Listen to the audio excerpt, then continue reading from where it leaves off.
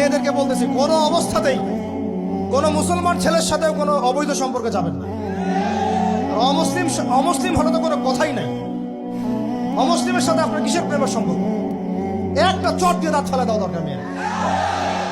অমুসলিম ছেলের সাথে তোমার কিসের প্রেমের সম্পর্ক? পরে যখন এই ছেলেগুলো তোমাকে নিয়ে রেপ করে রাখবে, তখন তোমার আক্কেল হবে? তখন তোমাদের হুঁশ ফিরবে? তখন এসে আমাদের কাছে মেসেজ করতেছে, আমার এই সমস্যা হয়েছে, আমাকে আমি কি করবো বলেন। আমাদের ওয়াইফদের কাছে মেসেজ করে, এরকম এরকম হয়েছে আমার সাথে, আমরা কি করবো বলেন। তো তোমাকে কে যাইতে বলছো এই ছেলের কাছে? তুমি তোমার ইজ্জত ওখানে, তুমি তোমার পায়জামা কিভাবে খুললা সেখানে? আর কিভাবে বলবো বলেন? তুমি একজন মুসলিম ঘরের মেয়ে, তোমার ইজ্জতের দাম নাই, তোমার সম্মানের দাম নাই, তোমার ইজ্জত আবরুর দাম নাই। তুমি কেমন করে নগ্ন হয়ে বাইরে ঘুরতে পারো?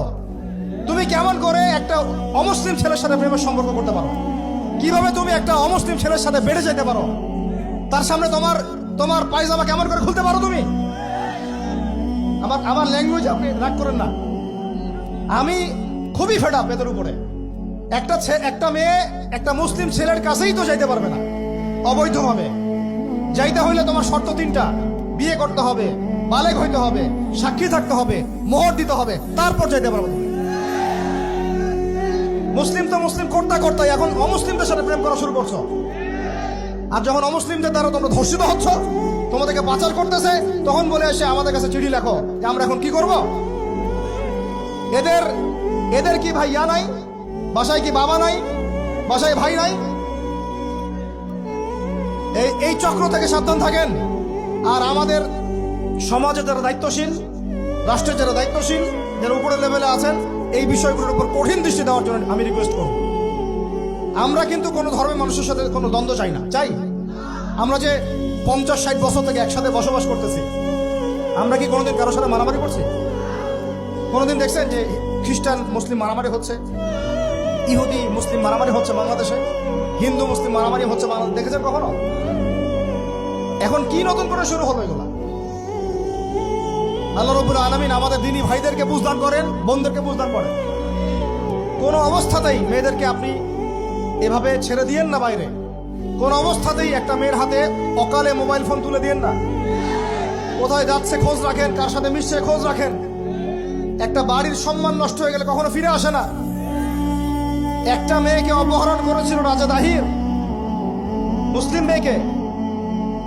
সেই ইজ্জতের বদলা নেওয়ার জন্য 17 জন ঘোড়সাওয়ার নিয়ে, কতজন?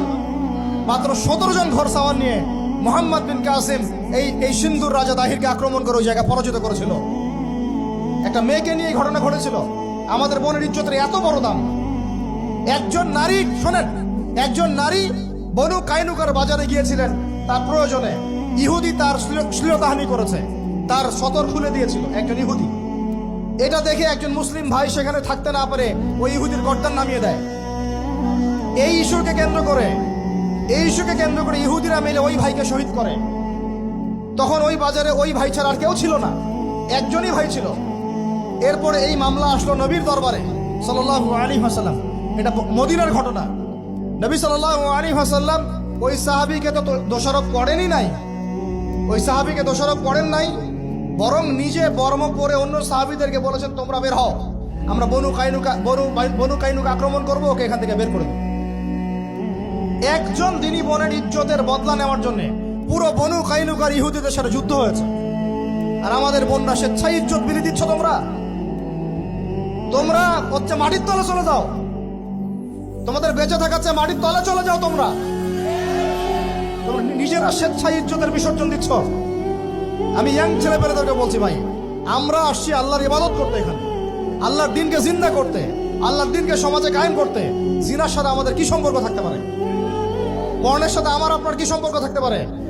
আপনার আমার এরকম হারাম সম্পর্কের সাথে কি সম্পর্ক থাকতে পারে? এগুলো কোনো অবস্থাতে আমরা ধার কাছে যাবো না ইনশাআল্লাহ।